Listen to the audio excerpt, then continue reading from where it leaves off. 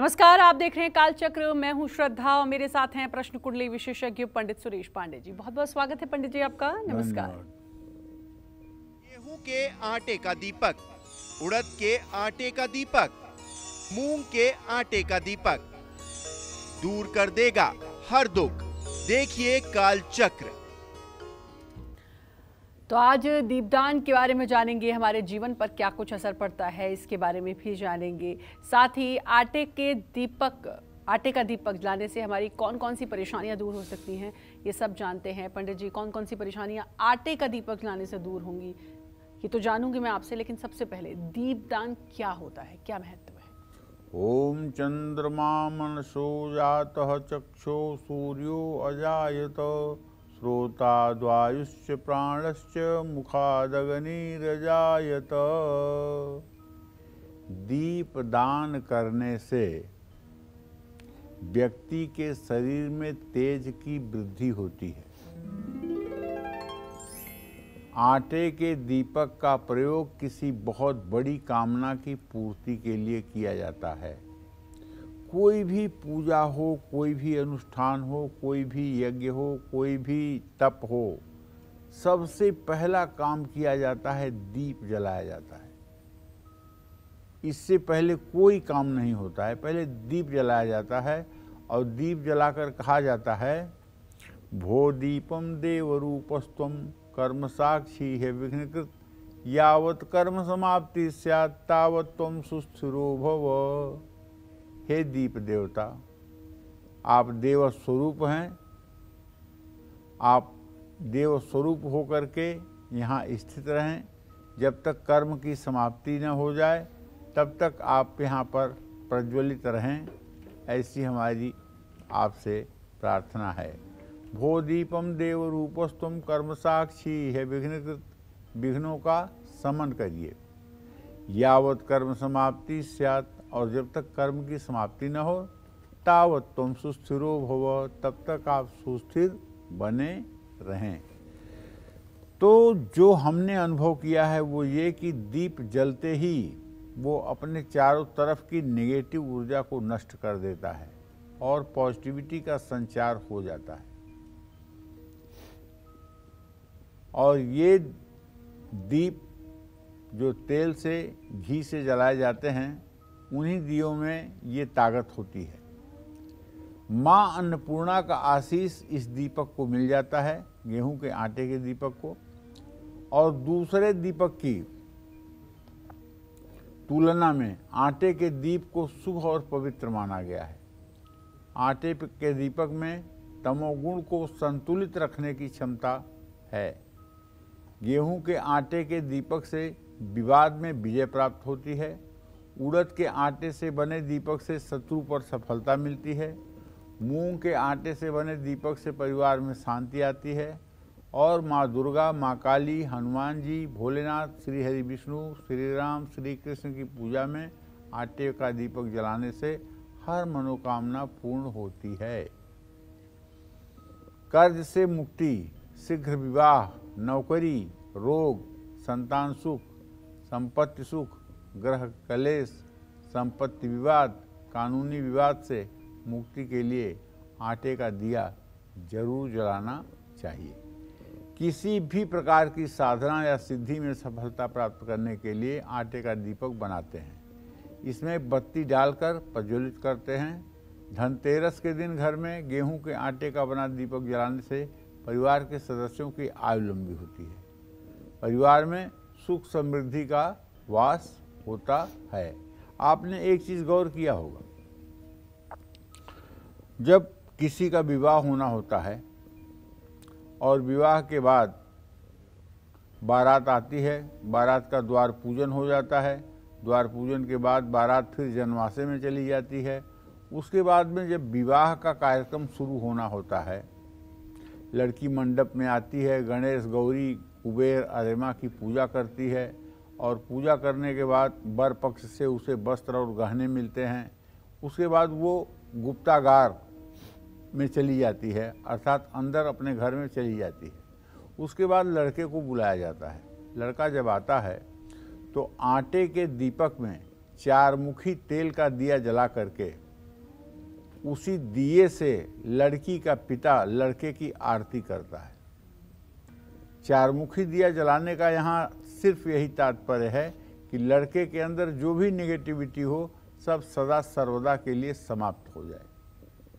और आटे का दिया भी जलाने का यही तात्पर्य है, क्योंकि लड़का जो उस समय आता है वो सिर्फ लड़का नहीं होता है, वो विष्णु रूप में होता है।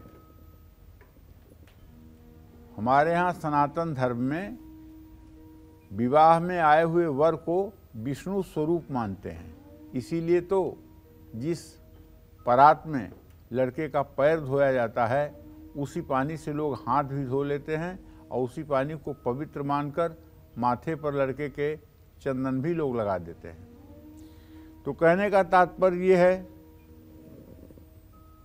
कहते हैं विराजो दोहो अस विराजो दोह मसीह में पाद्याय विराजो दोह। इस मंत्र से विष्णु रूप लड़के का पैर धोते हैं और संकल्प लेते हैं विष्णु रूपेण तुभ्यमहम संप्रदे। आप विष्णु रूप हैं इसलिए आपको ये कन्यादान समर्पित करते हैं। तो आटे के दीपक की बहुत बड़ी उपयोगिता होती है। और कुछ लोगों के घरों में अनवांटेड मुसीबतें चलती रहती हैं, जैसे किसी को चोट लग जाना, किसी का कोई बहुत बड़ा नुकसान हो जाना, आपत्ति पर आपत्ति, विपत्ति पर विपत्ति। तो ऐसे लोगों को एक तंत्रदीप जलाना चाहिए। तंत्रदीप उसको कहते हैं जिसमें 100 ग्राम आटा गेहूं का, 100 ग्राम जौ का आटा, 100 ग्राम चना का बेसन, 100 ग्राम उड़द का आटा और 50 ग्राम हल्दी का पाउडर, ये 5 चीज़ें 450 ग्राम हो जाती हैं। इनको मिला लेना चाहिए आपस में और इनकी 10 पुड़िया बनानी चाहिए बराबर मात्रा में। और एक एक पुड़िया का आटा गूँथ करके उसका दिया बना करके घर के अग्निकोण में लकड़ी के कोयले से क्रॉस का निशान बना करके उसके ऊपर सायंकाल इस दीपक को जलाना चाहिए। 10 दिन तक लगातार अगर ये दीपक जला दिया जाए तो आपके घर के ऊपर चाहे जितनी बड़ी काली छाया होगी वो नष्ट हो जाएगी और आप सुखी जीवन व्यतीत करेंगे, इसमें कोई संदेह नहीं है। जय मां विंध्यवासिनी। बात वृषभ राशि की करेंगे, लेकिन उससे पहले कॉलर जुड़ चुके हैं पंजाब से। बहुत बहुत स्वागत है। अपना नाम बताते हुए बात करिए पंडित जी से। पंडित जी जय सिया राम। जय सिया राम। हाँ पंडित जी, मैं बसंत वल्लभ बोल रहा जी, डेरा बसी पंजाब से। मैं पंजाबी नहीं समझता हूँ, हिंदी में बोलिए। ना सर हिंदी में बोल रहा हूँ पंडित जी, हिंदी में बोल रहा हूँ जी, मैं बसंत बोल रहा हूँ पंजाब से। धीरे धीरे बताइए बताइए। ठीक है सर। सर मैं अपने लड़के के लिए बोलना चाहता हूँ जी। जी बताइए। सर मेरी लड़के की डेट ऑफ बर्थ है 18/8/2000 और सवेरे सर 11:35 पर, दिन शुक्रवार है जी। जी लड़के के लिए सर उसका आगे भविष्य बनवाना क्या है। और सर लड़की की उम्र है सर, लड़की की डेट ऑफ बर्थ है 6/8/2003। चलिए बसंत जी, मैं आपके लड़के का भविष्य बताता हूँ। आपके पुत्र भाव का स्वामी है बुध और उससे द्वितीय सप्तम के स्वामी शुक्र और बृहस्पति हैं। शुक्र बृहस्पति का इत्तेसाल हो रहा है। आपके बेटे का भविष्य 24 कैरेट गोल्ड की तरह है। एकदम निश्चिंत रहिए, वो अपने पैरों पर खड़ा होगा, अपनी जिम्मेदारियों का निर्वाह करेगा और जीवन में बहुत कुछ अच्छा से अच्छा काम करने की कोशिश करेगा। सफलता हर समय उसके कदम चूमेगी। जय मां विंध्यवासिनी। आर्थिक लाभ पाने के लिए, संकट से बचने के लिए और कर्ज से मुक्ति पाने के लिए कहाँ जलाएं आटे का दिया, बताएंगे आपको पंडित जी। लेकिन उससे पहले हमारे साथ कॉलर जुड़ चुके हैं। दिलजीत जी स्वागत है, बात करिए पंडित जी से। पंडित जी नमस्कार। हाँ नमस्कार। मैं दलजीत कुमार उन्नाव से बोल रहा हूँ जी, हिमाचल प्रदेश से। मैं अपने दोनों लड़कों के बारे में पूछना चाह रहा हूँ। एक लड़के का नाम है आशीष धीमान, डेट ऑफ बर्थ है 6 जुलाई 1993, 93, समय 6:20 शाम के। इसकी नौकरी छूट गई है, फार्मा कंपनी में नौकरी कर रहा था, नौकरी कब तक लगेगी। और दूसरे बेटे की उम्र है 21 सितंबर 1991, उसका जॉब बदलने का कुछ इरादा बन रहा है। दूसरा उसकी शादी नहीं हो पा रही, शादी के बारे में बताइए। चलिए बड़े बेटे के बारे में आपको बताना चाहूँगा। उसके आजीविका भाव का स्वामी जो है मंगल है चंद्र मंगल की स्थिति परस्पर पंचम नवम है। ज़्यादा दिनों तक नौकरी के बिना नहीं रहेगा, बहुत जल्दी नौकरी की व्यवस्था हो जाएगी। नौकरी के लिए बहुत ज़्यादा टेंशन लेने की ज़रूरत नहीं है। सिर्फ अगर हो सके तो मंगलवार के दिन हनुमान चालीसा के 100 पाठ किसी हनुमान मंदिर में बैठकर कर दें और लड्डू और तुलसी के पत्ते का भोग लगा दें। निश्चित रूप से अतिशीघ्र नौकरी मिल जाएगी और जीवन एकदम आनंद के साथ आगे बढ़ेगा। छोटे बेटे के बारे में जो आपने प्रश्न पूछा है उसके बारे में आपको बताना चाहूँगा कि छोटे बेटे के विवाह में विलंब बिल्कुल नहीं है। अब ज़्यादा से ज़्यादा 20 अप्रैल 2023 के बाद इनके भी विवाह का संयोग बन जाएगा। तैयारी रखिए। जय मां विंध्यवासिनी। आर्थिक लाभ पाने के लिए, संकट से बचने के लिए और कर्ज से मुक्ति के लिए कहाँ जलाएं आटे का दीपक, आइए जानते हैं। बताइए पंडित जी, इन सभी समस्याओं से मुक्ति के लिए आटे का दीपक कितना लाभप्रद है? देखो, कर्ज में अगर डूबे हैं तो आटे के बने दिए से और उसमें चमेली का तेल डाल करके अगर बरगद के पत्ते पर दीपक को रख करके हनुमान मंदिर में जलाया जाए तो इसका प्रभाव 100 गुना हो जाता है। ऐसा अगर 11 मंगलवार किया जाए तो ये एक प्रकार की तंत्र क्रिया हो जाती है। आर्थिक लाभ के लिए आटे में शुद्ध हल्दी मिलाकर दीपक बनाइए और उसमें घी या तेल डाल करके दीपक बनाकर जलाइए। अगर आप गृहिणी हैं और आपके पतिदेव बीमार रहते हैं तो करवा चौथ की रात को चंद्रमा की पूजा से पहले आटे का दीपक बनाकर जलाएं और चंद्रमा की पूजा करें। मंगलवार को शनि मंदिर में आटे का दिया जलाने से शनिदेव की कृपा प्राप्त होती है। जीवन में अचानक कोई संकट आ जाए तो हनुमान जी के मंदिर में बढ़ते हुए क्रम में आटे का दीपक जलाना चाहिए। जैसे आज 1 दिया, कल 2 दिया, परसों 3 दिया, 7वें दिन 7 दिया, फिर 8वें दिन 6 दिया, 9वें दिन 5 दिया, 10वें दिन 4 दिया। ऐसे बढ़ते और घटते हुए क्रम से दीपक हनुमान जी के मंदिर में जलाना चाहिए। देखिए, हनुमान जी कलयुग के प्रत्यक्ष देवता हैं और मैं अच्छी तरह से ये विश्वास के साथ कह सकता हूँ, जब भी कोई व्यक्ति कहीं भी हनुमान जी को याद करता है तो हनुमान जी किसी न किसी रूप में मदद करने के लिए इस कलयुग में आ ही जाते हैं। चाहे वो बच्चे के रूप में आएँ, चाहे वो वृद्ध के रूप में आएँ, किसी न किसी रूप में आपकी मदद करने के लिए जरूर आ जाते हैं। इस धरती पर कोई ऐसा पैदा नहीं हुआ माई का लाल जो ये कहे कि मैंने हनुमान को पुकारा और हनुमान आए नहीं। ये किसी के अंदर सामर्थ्य नहीं है कहने की। हाँ, आपने पुकारा ही नहीं होगा तो आएंगे कैसे? वो तो प्रभु श्री राम के भजन में बैठे रहते हैं। जब तक आप उन्हें पुकारेंगे नहीं, जब तक उनकी समाधि टूटेगी नहीं, तब तक वो आएंगे कैसे?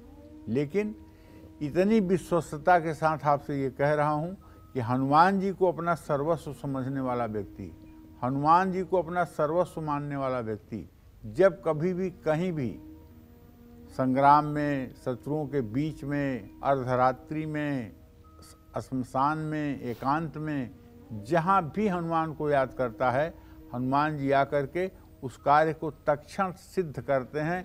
इसमें तनिक भी संदेह नहीं है। जय मां विंध्यवासिनी। और बात मिथुन राशि की करेंगे, लेकिन उससे पहले कॉलर जुड़ चुके हैं बेगूसराय से प्रमोद जी। प्रमोद जी, स्वागत है, बात करिए आप पंडित जी से। जय मां विंध्यवासिनी बाबा। जय मां विंध्यवासिनी। बाबा 39 साल मेरा उम्र है, व्यवसाय के बारे में बताएं जिससे मेरा आर्थिक स्थिति बढ़िया हो। चलिए प्रमोद जी, मैं आपको बताना चाहूँगा कि आपके व्यवसाय भाव का स्वामी बुध है जो बृहस्पति से इत्तेसाल कर रहा है। व्यवसाय आपको कपड़े का करना चाहिए, व्यवसाय आपको कागज़ का करना चाहिए, व्यवसाय आपको प्रिंटिंग प्रेस लगा करके करना चाहिए और व्यवसाय आपको लकड़ी के फर्नीचर का करना चाहिए। इन व्यवसायों में से कोई भी व्यवसाय अगर आप करेंगे तो उसमें आपको सफलता मिलेगी, इसमें कोई दो राय नहीं है। लेकिन आपको चाहिए कि 5 बुधवार 100 ग्राम देसी कपूर किसी मंदिर में आरती के लिए दान करें। इससे आपके व्यवसाय में तेजी आएगी और आपका व्यवसाय में मन भी लगेगा। जय मां विंध्यवासिनी। और मिथुन राशि वालों को थोड़ा सा इंतजार और करना होगा। एक और कॉलर है मध्य प्रदेश से, माखन लाल जी, बहुत बहुत स्वागत है, बात करिए पंडित जी से। हेलो। हाँ बोलिए माखन जी।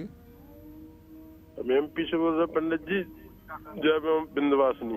जय मां विंध्यवासिनी। पंडित जी मैं 40 साल की उम्र है मेरी। मैं कर्जे के विषय में बात करना चाहता हूँ। मैं कितना भी कमाता हूँ लेकिन कर्जा नहीं टूटता मेरा। देखिए, अगर आप कर्जे से सचमुच में मुक्ति चाहते हैं तो ऋण मोचन मंगल स्त्रोत का 7 बार सुबह शाम पाठ करना शुरू कर दीजिए। ओम मंगलो भूम पुत्रश्च ऋणहर्ता धनप्रद स्थिरासनो महाकाय सर्वकर्मा विरोधका लोहितो लोहिताश्चैव सामगानां कृपाकर एतानि कुजनामानि नित्यं यश्रद्धया पठेत् ऋणं न जायते धनं शीघ्रम् आप्नुयात् धरणीगर्भ सम्भूतं विद्युत्कांत समप्रभं कुमारं शक्तिहस्तं च मंगलम प्रणमाम्यहम। यही ऋण मोचन स्त्रोत है। इसको 7 बार सुबह शाम श्रद्धा पूर्वक यदि आप पाठ करना शुरू कर देंगे, आटे के दिए को बना करके उसमें तिल का तेल भर करके दीपक जला करके अगर इस मंत्र का जप आपने करना शुरू कर दिया तो ये मान के चलिए कि 1.5 साल के अंदर हर प्रकार के कर्ज से आपको मुक्ति मिल जाएगी और आप एक सामान्य जीवन व्यतीत करने वाले व्यक्ति बन जाएंगे। जय मां विंध्यवासिनी। कैसे आटे का दीपक मिटाएगा जीवन का अंधकार, कैसे आटे का दीपक दूर करेगा हर परेशानी और देगा शुभ फल, यही आज कालचक्र में पंडित सुरेश पांडे जी आपको बता रहे हैं। अपनी चर्चा को आगे बढ़ाते हुए बात करेंगे आटे के दीपक से जुड़े उन उपायों की जो आपको ग्रहों की कृपा दिलाएंगे। बताइए पंडित जी। देखिए, अगर आपकी जन्म कुंडली में मंगल लग्न में चतुर्थ भाव में, सप्तम भाव में, अष्टम भाव में या द्वादश भाव में बैठा हुआ है, या चंद्रमा से लग्न में, चतुर्थ में, सप्तम में, अष्टम में, द्वादश में मंगल है, तो आपकी कुंडली पर मांगलिक दोष है। अगर मांगलिक दोष है और वैवाहिक जीवन में इसका बुरा असर पड़ रहा है, मांगलिक दोष होगा तो जीवन साथी की तबीयत खराब होगी, ये बात पक्की है। और पति पत्नी के अंदर सामंजस्य ठीक नहीं होंगे, लड़ाइयाँ बेवजह होती होंगी, पति पत्नी में से किसी के एक के अस्वस्थ होने की संभावना बढ़ जाती है। ऐसे में मंगलवार को आटे का पंचमुखी दीपक बनाकर उसमें सरसों का तेल डालकर हनुमान मंदिर में जलाना चाहिए और वहीं बैठकर हनुमान चालीसा का पाठ करना चाहिए। परिवार का कोई सदस्य किसी कारण से विदेश में अगर फंस गया है तो 43 दिनों तक अपने पूजा स्थान में आटे का दीपक सरसों के तेल के द्वारा जलाने से, उस व्यक्ति के नाम से हनुमान चालीसा का पाठ करने से उस व्यक्ति का बंधन छूटता है। यह 7 बार पाठ कर जोई छूटे बंदी महासुख होई। ये तुलसीदास जी ने हनुमान चालीसा में लिखा है कि हनुमान चालीसा का 100 पाठ अगर कर लिया जाए तो चाहे जितना बड़ा बंधन हो वो बंधन कट जाता है, चाहे व्यक्ति जेल में हो और चाहे व्यक्ति किसी के द्वारा अपहरित हो। लेकिन संशोधन इसमें ये करना चाहूँगा, तुलसीदास जी ने तो लिख दिया कि यह 7 बार पाठ कर जोई छूटे बंदी महासुख होई, लेकिन अब हमारे शास्त्र की आज्ञा है कलौ चतुर्गुणा प्रोक्ता। कलयुग में 4 गुना करने से वही फल प्राप्त होता है जो अन्य युगों में 1 बार करने से फल प्राप्त होता था। सतयुग, त्रेता, द्वापर, इन तीनों युगों में अगर 1 बार राम कहने का जो फल प्राप्त होता था वो कलयुग में 4 बार राम कहने का फल प्राप्त होगा। 4 बार कहेंगे तब फल प्राप्त होगा। तो इसलिए अगर आप 100 पाठ हनुमान चालीसा के करने जा रहे हैं तो आप इसे 4 मंगलवार करें। 4 मंगलवार अगर 100 पाठ हनुमान चालीसा के करेंगे तो निसंदेह बंधन में पड़े हुए व्यक्ति को आज़ादी मिलेगी, अपहरित व्यक्ति छूटकर घर आएगा और सब प्रकार से हनुमान जी की कृपा से कल्याण होगा। सूर्य देव को प्रसन्न करने के लिए और कुंडली में सूर्य ग्रह को मजबूत करने के लिए आटे का दीपक रविवार को जरूर जलाना चाहिए। आप सोच रहे होंगे कि सूर्य ग्रह, सूर्य ग्रह क्या करता है? अरे सूर्य एक ऐसा ग्रह है, बताऊं आपको, कि आपके कुंडली में सारे ग्रह उच्च के हों, सारे ग्रह राजयोग कारक हों और सारे ग्रह बहुत अच्छे बैठे हों, लेकिन इकलौता सूर्य अगर तुला राशि के 10 डिग्री पर हो तो ऐसे व्यक्ति को भीख मांग करके ही आजीविका चलानी पड़ती है। सारे ग्रहों का राजयोग धरा का धरा रह जाएगा, अकेला सूर्य सारी चीजों को खत्म कर देगा। वो राजभंग योग पैदा करता है। तो इसलिए सूर्य का महत्व तो बहुत है। जिसकी कुंडली में सूर्य मजबूत नहीं है, उसका आत्मविश्वास मजबूत नहीं है, वो व्यक्ति अपनी बात किसी से नहीं कह पाता है, अपनी सच बात को भी जोरदार ढंग से प्रस्तुत नहीं कर पाता है, आता हुआ विषय भी भूल जाता है। तो सूर्य का मजबूत होना तो बहुत जरूरी है, और अगर सूर्य मजबूत नहीं है तो सूर्य की उपासना करनी चाहिए। इसीलिए सनातन धर्म में सूर्य उपासना अनिवार्य की गई है। प्रातः उठिए, नहाइए, सूर्य को अर्घ दीजिए, प्राणायाम करिए, गायत्री मंत्र का जप करिए। मतलब इतनी क्रिया हर सनातन धर्मी के लिए आवश्यक है। ये अलग बात है कि हम कर रहे हैं कि नहीं कर रहे हैं, लेकिन करने के लिए आवश्यक बताया गया है हर सनातन धर्मी स्त्री पुरुष को। तो सूर्य का मजबूत होना जीवन में सफलता के लिए बहुत बहुत बहुत आवश्यक है। जिस व्यक्ति का सूर्य मजबूत होगा उसके चेहरे पर आत्मविश्वास दमदमाता होगा। ऐसे व्यक्ति से लोग बात करने के लिए आतुर रहेंगे, ऐसे व्यक्ति के सानिध्य में लोग रहने के लिए आतुर रहेंगे। और यदि सूर्य गड़बड़ है, सूर्य पीड़ित है, तो ऐसे व्यक्ति के चेहरे से नकारात्मक ऊर्जा निकलती है। ऐसे व्यक्ति की बॉडी लैंग्वेज थकी हुई होती है। ऐसा व्यक्ति किसी को प्रभावित नहीं कर पाता।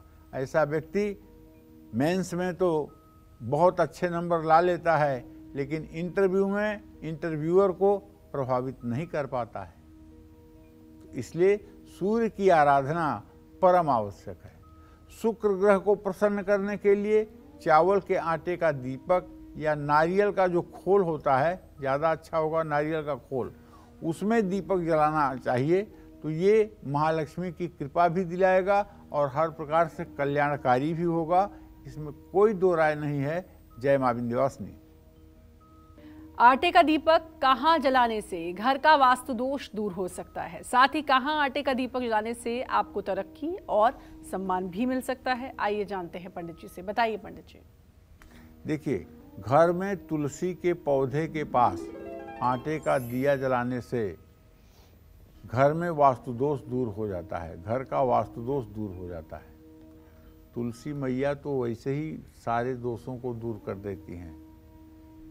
जिस घर में तुलसी का पौधा न हो, जिस घर में थोड़ा सा गंगा जल न हो, जिस घर में रामचरितमानस न हो, जिस घर में श्रीमद् भगवद गीता न हो, जिस घर में स्फटिक का श्रीयंत्र न हो, और जिस घर में शिवलिंग न हो, जिस घर में शालिग्राम न हो, जिस घर में दक्षिणावर्ती शंख और बजने वाला शंख न हो, जिस घर में घंटी न हो, वो भी कैसा सनातन धर्मी का घर है जी? वो घर थोड़ी है। आप सुख तो सब कुछ चाहते हो, मान सम्मान यश कीर्ति प्रतिष्ठा सफलता सब, लेकिन आप कितना उपाय करते हो, कितना आप शास्त्र सम्मत बातों का अपने ऊपर लागू करते हो। जिन घरों में ये सामान नहीं होते हैं वो सनातन धर्मी का घर नहीं कहा जाएगा, और जिन घरों में ये सामान होते हैं वहाँ कभी आपदा विपदा नहीं आती है, और अगर आती है तो उसका समाधान भी साथ साथ आता है, और इससे घर में वास्तु दोष दूर होता है, सुख समृद्धि आती है। बार बार अगर पैसे का नुकसान हो रहा है तो होलिका दहन की शाम को अपने मुख्य द्वार पर आटे का 2 मुखी दिया बनाइए और उसे जलाइए। उसमें थोड़ा सा गुलाल छिड़क कर तेल भर करके जलाइए। तरक्की मान सम्मान की प्राप्ति के लिए 21 शनिवार हनुमान जी के मंदिर में चौमुखा आटे का दिया सरसों का तेल डाल करके जलाइए। शनिवार की शाम को आटे का एक मुट्ठी दिया बनाकर उसमें सरसों का तेल, एक लोहे की कील, 11 दाना काली उड़द के डालकर पीपल के नीचे जलाएं और पीपल की परिक्रमा करें। आपके मकान की सीमा में कोई बहुत बड़ा पेड़ नैऋत्य आग्नेय कोण में है तो आटे के दीपक में सरसों का तेल डालकर उसकी जड़ के पास हर रोज शाम को जलाने से गृह जो छाया वेद है उसका दोष दूर होता है, इसमें कोई संदेह नहीं है। जय मां विंध्यवासिनी। आटे के दीपक से जुड़े उपाय तो आपने जाने, अब आटे के दीपक से जुड़ी कुछ जरूरी बातें और सावधानियां जानते हैं पंडित जी से। बताइए पंडित जी, कौन सी हैं वो जरूरी बातें? देखिए, आटे के दीपक से जुड़ी कुछ जरूरी बातें और सावधानियां हैं जो मैं आपको बताने जा रहा हूं।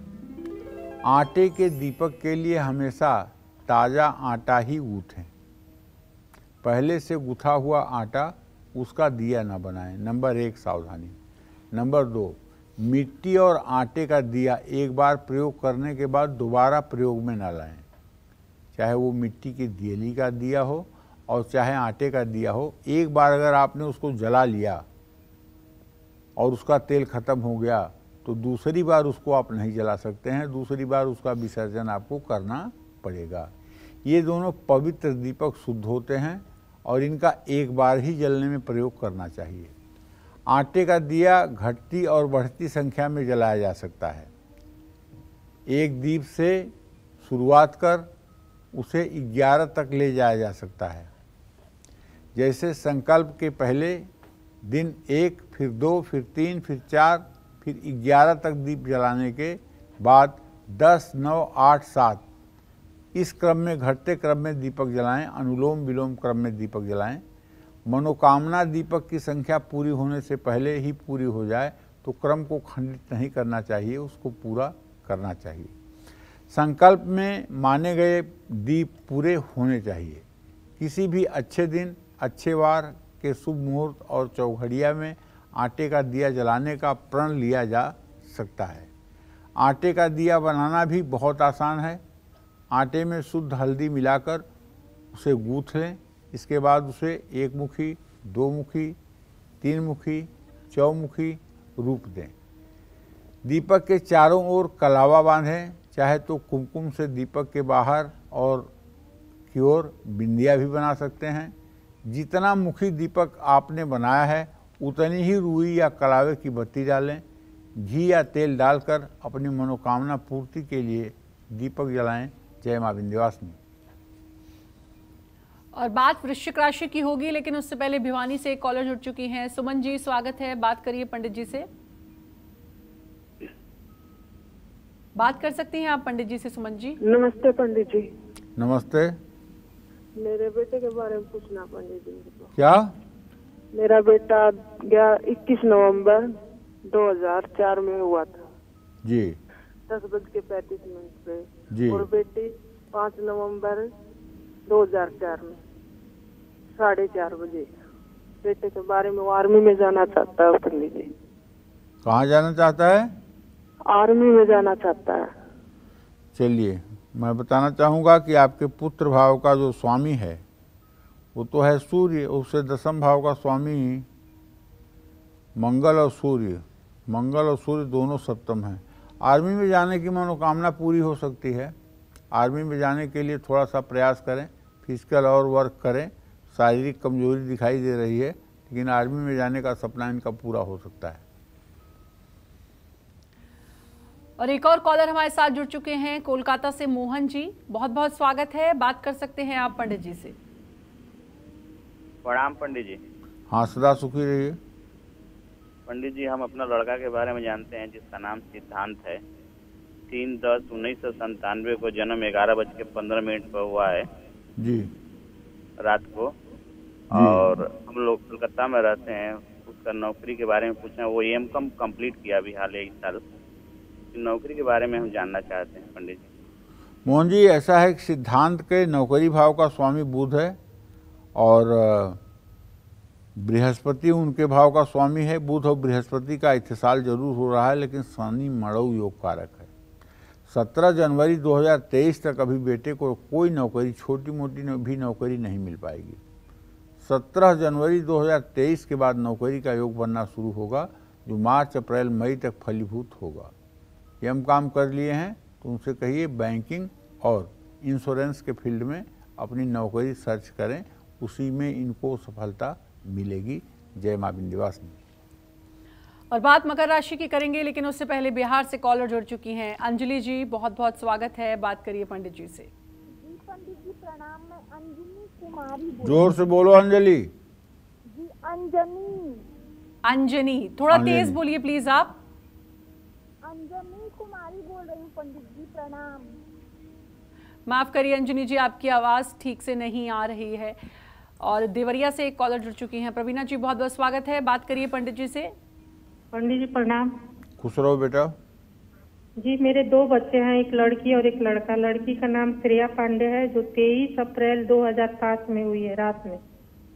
उसके भविष्य के बारे में किस क्षेत्र में अच्छा कर पाएगी। और बच्चे का नाम श्रेयांश पांडे है, 29 सितंबर 2008 का उसका जन्म है।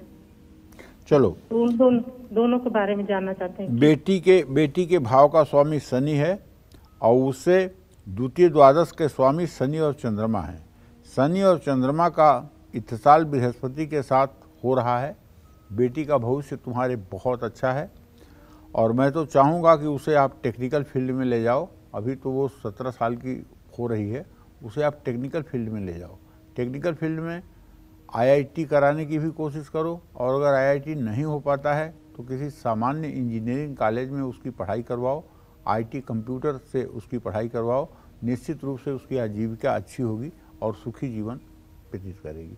श्रेयांश के बारे में जो प्रश्न आपने किया है तो मैं बताऊंगा, जनवरी 2023 के बाद आपके बेटे के अंदर बड़ा चमत्कार देखने को मिलेगा और पढ़ाई लिखाई के प्रति काफ़ी गंभीर होकर के और काफ़ी कुछ इसके अंदर आपको सकारात्मक सुधार होते हुए दिखाई देंगे। जय मां विंध्यवासिनी। बोलते हैं झूठ तो सावधान हो जाए, क्यों, ये बताएंगे आपको पंडित जी, लेकिन उससे पहले कॉलर हमारे साथ जुड़ चुकी हैं शोभा जी लुधियाना से। शोभा जी स्वागत है, बात करिए पंडित जी से। प्रणाम पंडित जी। हाँ, सदा सुखी रहिए शोभा जी। पंडित जी, मैं अपने बेटे के बारे में पूछना चाहती हूँ जी। मेरे बेटे की जन्म तारीख है 1985 जी, 10 अगस्त जी, रात के 2:30 बजे के 3 बजे के बीच में है पंडित जी। जी पंडित जी, मैं उसकी नौकरी के बारे में पूछना चाहती हूँ। उसकी नौकरी अच्छे से नहीं लग रही कोई। शोभा जी, आपके पुत्र भाव का स्वामी बुध है और उससे दशम भाव का स्वामी बृहस्पति है। बुध बृहस्पति का इत्तेसाल जरूर हो रहा है, लेकिन शनि मड़ऊ योग कारक है। 37 साल का बेटा हो गया, करियर में अभी स्टेब्लिश नहीं हो पाया है। आपको बताऊं कि इनके लिए शनि का जोरदार उपाय करिए। शनिवार की शाम सरसों के तेल के 19 दिए पीपल के पेड़ के नीचे जलाइए और हर दिए के पास एक पान का पत्ता, एक बतासा और 1 रुपए का सिक्का रखिए और 7 परिक्रमा पीपल की बेटे से करवाइए। ये उपाय 7 शनिवार करवाइए, तब जाकर के इनकी आजीविका ठीक ढंग से हो सकती है। जय मां विंध्यवासिनी। झूठ बोलते हैं तो हो जाएं सावधान। झूठ बोलना आपके लिए कितना महंगा साबित हो सकता है, आइए जानते हैं। बताइए पंडित जी, कुछ लोगों की आदत होती है बात बात पे झूठ बोल देने की, कितना महंगा साबित हो सकता है? कबीरदास जी कहते हैं कि सांच बराबर तप नहीं, झूठ बराबर पाप, जाके हृदय सांच है ताके हृदय आप। झूठ सांच बराबर तप नहीं, सच्चाई के बराबर कोई तपस्या नहीं है और झूठ के बराबर कोई पाप नहीं है। जिसके मन में सच्चाई बसती है उसके मन में भगवान बसते हैं, इसमें कोई दो राय नहीं है। कबीरदास जी एक उच्च कोटि के संत थे और कबीरदास जी ने जो कुछ भी कहा है वो मानव जीवन के लिए अमृत के समान लाभकारी है। चंद्रमा, बुध और केतु कुपित होने पर व्यक्ति झूठ बोलेगा या जिसके द्वितीय भाव में पापक ग्रहों की स्थिति हो तो ऐसा व्यक्ति झूठा होता है। इससे प्रतिष्ठा और भाग्य दोनों का नुकसान होता है। बुध अगर कमजोर होगा तो व्यक्ति अपनों की को से भी झूठी कसम खाएगा। कमजोर बुद्ध सभी भावनाओं को परे रखकर झूठ बुलवाता है। केतु ऐसा झूठ बुलवाता है जिससे व्यक्ति का झूठ जल्दी ही सभी के सामने आ जाता है। खराब केतु और मंगल ज़्यादा झूठ बोलने पर मजबूर करते हैं। मंगल केतु बुध का संबंध द्वितीय भाव पर होने पर आदमी झूठा हो ही जाता है। झूठ बोलने को आदत बना लेते हैं। राहु और शनि के कारण आपको सच पता होते हुए भी आप जानबूझकर झूठ बोलने पर मजबूर हो जाते हैं। राहु जब किसी व्यक्ति पर बुरा असर डालेगा तो जरा से फायदे के लिए व्यक्ति ऐसा झूठ बोलेगा जिससे दूसरों का नुकसान भी हो सकता है। शनि हमेशा षड्यंत्र से भरा झूठ बोलने पर मजबूत करवाएगा। शनि के प्रभाव से व्यक्ति इधर उधर की बात करना शुरू कर देता है। जिनकी कुंडली में बृहस्पति और चंद्रमा कमजोर हैं वो ना चाहते हुए भी झूठ बोल देते हैं। मंगल बिना किसी कारण के ही झूठ बोलने की आदत डाल देता है और मंगल ज़्यादा खराब हो तो व्यक्ति चोरी भी करने लगता है। जय मां विंध्यवासिनी। तो पंडित जी, आज आपने बताया एक तो झूठ बोलने की आदत कितनी ख़राब होती है, कौन कौन से ग्रहों से प्रभावित होते हैं। दूसरा, आटे का दिया कितना हमारे लिए महत्वपूर्ण है। अपना समय दिया उसके लिए आपका बहुत बहुत धन्यवाद। नमस्कार।